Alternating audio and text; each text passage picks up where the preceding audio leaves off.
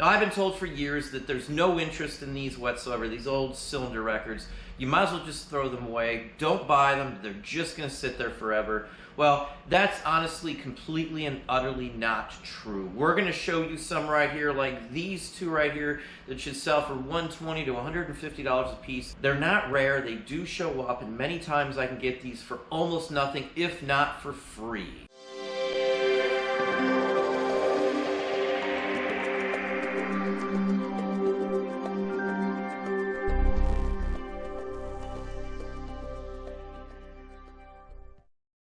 Hey, it's Don. Today we're going to talk about an item that almost every single person I've ever run into, met, or talked to about old records doesn't mess with. Everybody out there that I run into tells me, Edison, these old cylinder records aren't worth a darn dime. You're just wasting your time, your energy, and they're not going to sell. This is an old cylinder record right here. This is exactly what I'm talking about. They come in these little boxes, obviously round little boxes. They came out in probably like about 1900-ish or so, and they ran them to around 1920, believe it or not. Even after records, round disc 10-inch 78s were still available. Now, I purchased this lot right here from a reseller's sale. It was a sale run by someone who resells stuff.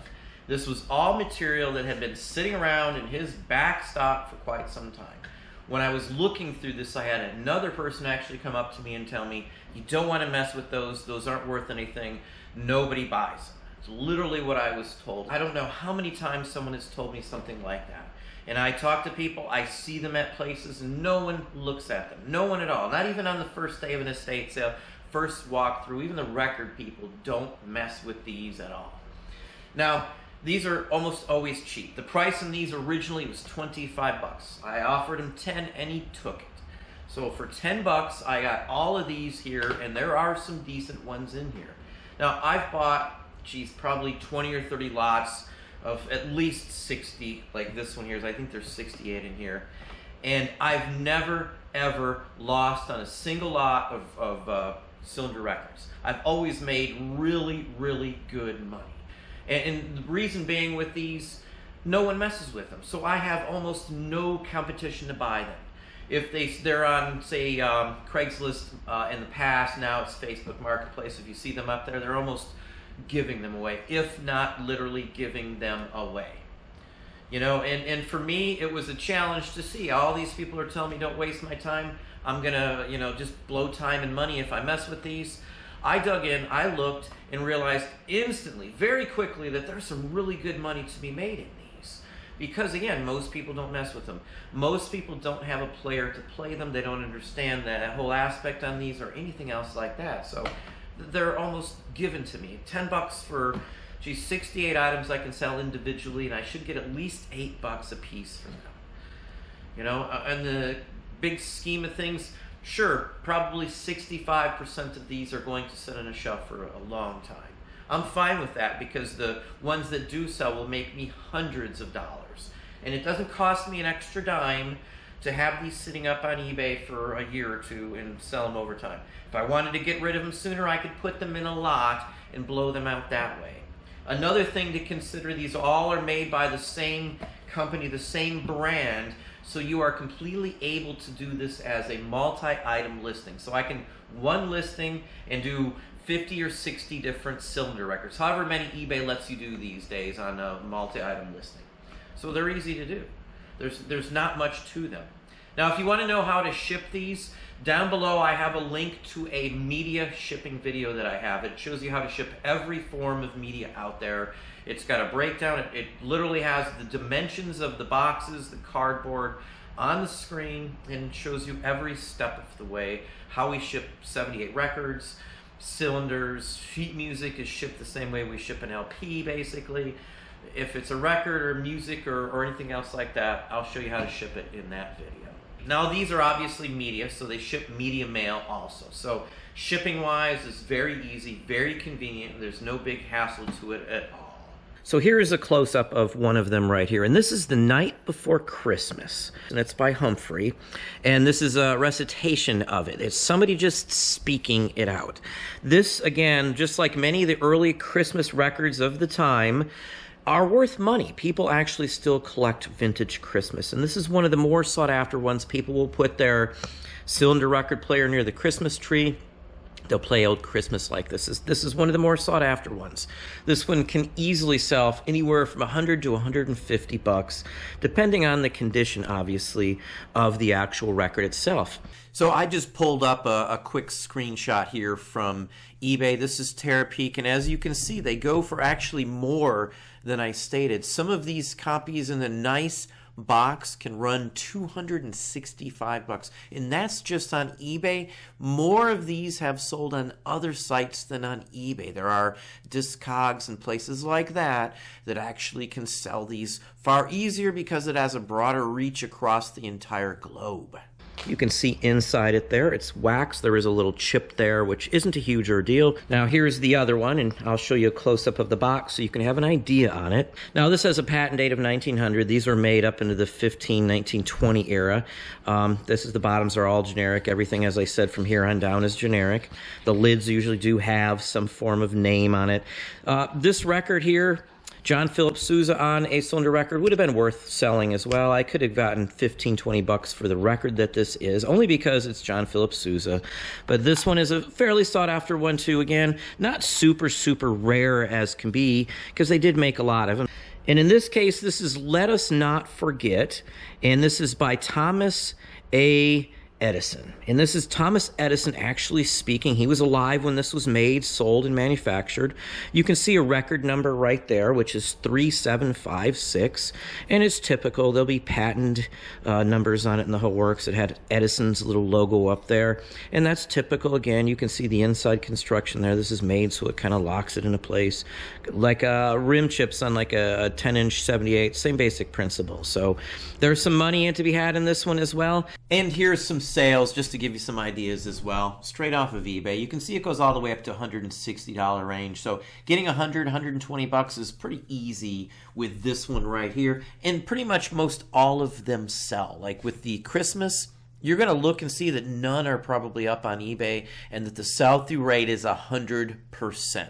Now, the only difference in the boxes themselves that the cylinders come in is the lid and a sticker on the top of the lid.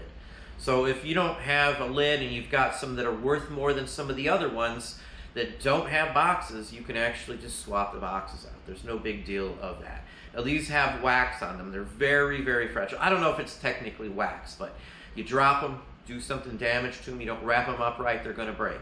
Has a thick coating on the outside, and that's where the music is on it. Plays around the outside of this. Now, I do have a cylinder player. It's not a prerequisite to sell these, because as long as it looks good, hasn't been messed up, the tracks aren't scratched or anything else like that, they'll still play.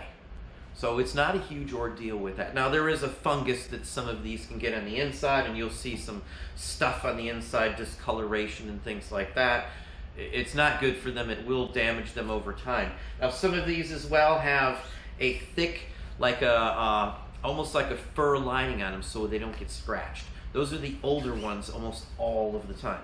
Some of the newer ones, it's just a cardboard tube basically, and that's the only difference there is to it. So one good thing on these, since they're not flat, you can't set something on top of them. It's almost always put back in the box, even back when they were first issued. So the condition of most of them, as long as they were stored pretty decent in proper climate and all, will be just fine. You know, I discard any ones that are damaged. I'll keep the boxes. You can sell the empty boxes they come in, even if they've got the lid and the whole works. No big deal. Some other thoughts to think about. The earliest cylinder records out there, the music, whatever's on them, was recorded specifically to put on the cylinder record. Later on, later issues, there were 78s on actual, obviously on shellac, 10-inch discs. So what they were doing then at that point, they would actually just record from the 10-inch disc onto these cylinders. So the quality of the music, the recording, is far worse later on in the line. In the beginning, everything was really nicely done. When records first started coming out, 10-inch flat discs started coming out, They were actually recording from the cylinder onto the disc instead of recording a whole new track in some cases. So it's actually flipped around in there. Those are things to think about. The smaller the number, usually the earlier the track, and probably the better the track can be. Now jazz, early jazz on a cylinder record does fairly well. We've sold some in the $100 mark as well, as does blues, but ragtime is probably the #1 thing I look for in those, ragtime and early blues. It's literally just basically a 10-inch record in a cylinder form. That's basically what it is. Same groove, same everything else. And I've got $10 invested into it, so I only have to sell one and I'm making really good money. If I didn't want to mess with the whole lot, I could pull out the $50 ones or the $25 ones, get rid of the rest in a big lot and sell the other dozen or so off the bat and not have to worry about it. It's just up to your own preference. Usually I list them all because what'll happen is someone might buy 3 or 4 of them at the same time, and it's much easier. I ship one box out, wrap them all up together, and off they go. Now another thing to think about too is a large amount of these cylinder records you won't find prices on eBay for, and that's really what discourages most people. Most people will get a lot of 60 or 70 of these. They might spend $50, $100 not knowing that, you know, they don't sell for a ton of money, most of them, or that they would have to list them individually, or that they'd have to worry about shipping them and all these other factors.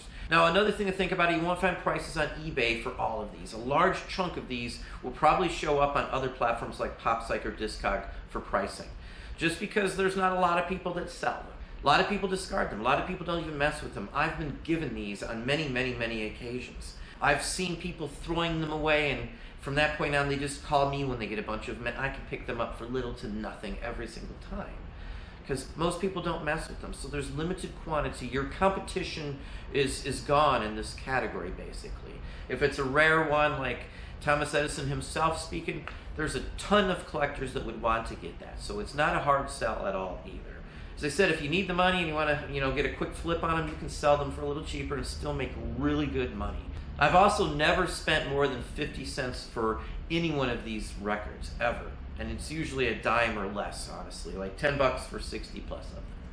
So anyway, hopefully that gives you some ideas, some thoughts. If you enjoyed this video, please hit that like button down below. You can also hit the bell icon to be notified if I post new content or go live. Subscribe and tell all your friends.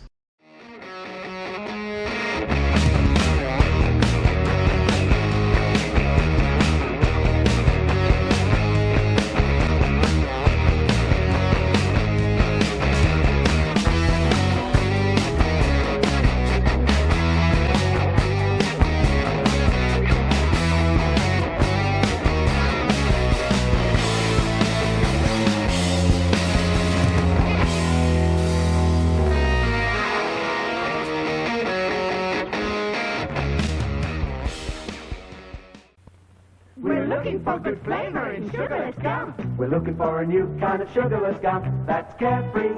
For good, good tasting sugarless gum that's carefree. Carefree is sugarless. Sugarless is carefree. You know about sugarless gum, too carefree. We found good flavor in sugarless gum. Too carefree. It's sugarless. Too carefree. It's good. New Carefree from Beech Nut.